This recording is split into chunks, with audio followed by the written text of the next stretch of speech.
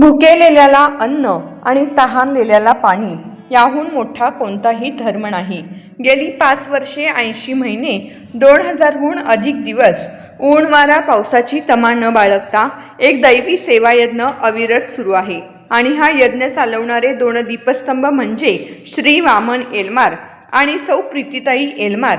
आजच्या या धकाधकीच्या आणि स्वार्थी जगात जिथे माणसाला स्वतःसाठी वेळ मिळत नाही, तिथे एलमार दाम्पत्याने समाजातील गरजू, अनाथ, वृद्ध आणि भुकेल्या आत्म्यांची भूक शमवण्याचे व्रत स्वीकारले। आषाढी वारी असो की कार्तिकी वारी, एलमार दाम्पत्याची अन्नाची गोडी आणि दातृत्वाचा हात कधीही थांबला नाही। हे केवळ अन्न वाटप नाही, तर प्रत्येक भुकेल्या व्यक्तीच्या चेहऱ्यावर हसू फुलवण्याचा आणि त्यांना कोणीतरी आपले आहे ही भावना देण्याचा प्रयत्न आहे। कोणत्याही प्रसिद्धीची किंवा परताव्याची अपेक्षा न ठेवता केवळ मानव सेवा हीच ईश्वर सेवा या भावनेने त्यांनी हे कार्य उभारले। आज 7 वर्षे पूर्ण होत असताना या कार्याकडे पाहिले की मन अभिमानाने भरून येते। वामनदादांची जिद्द आणि प्रीतीताईंची माऊलीसारखी माया यामुळे शेकडो भुकेल्या पोटांना रोज अन्नाचा घास मिळतोय। कसं आहे, पोटाची भूक ही जगातील सर्वात मोठी वेदना असते आणि ती शमवणारा हात देवाच्या हातापेक्षा कमी नसतो। एलमार दाम्पत्याचे हे कार्य म्हणजे समाजात अजूनही माणुसकी जिवंत असल्याचा ज्वलंत पुरावा आहे। त्यांच्या या त्यागाला, निष्ठेला आणि अखंड सेवेला कोटी कोटी प्रणाम। ईश्वर वामनदादा आणि प्रीतीताईंना उत्तम आरोग्य, उदंड आयुष्य आणि हे पवित्र कार्य असेच पुढे नेण्यासाठी अथांग शक्ती देवो हीच प्रार्थना। तुम्हा दोघांच्या या कार्याचा आम्हा सर्वांना सार्थ अभिमान आहे। व्यवस्था इतकी उत्तम, टेबल खुर्चीवर कोणी देणार आहे का?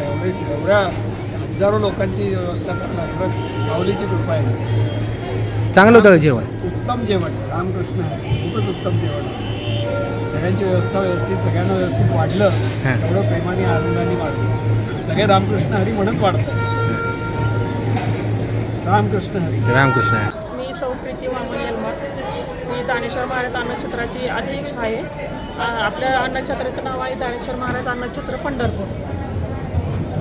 किती वर्षापासून? ही 5 वर्ष झालं सेवा चालू। ही पांडुरंगाच्या कृपेने ही सेवा अखंड चालू आहे आणि अशी सतत चालू राहावी अशी ईश्वरचरणी प्रार्थना आहे।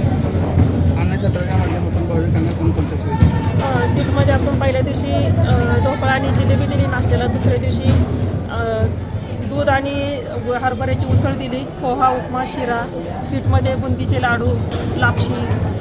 किती वर्ष झाली? ही 5 वर्ष झालं चालू।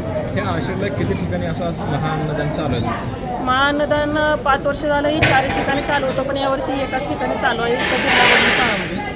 5 ठिकाणी कोणकोणती ठिकाणं होती? आपलं शहर पोलीस स्टेशन, संकुल, 65 एकर आणि बिर्ला धर्मशाळा।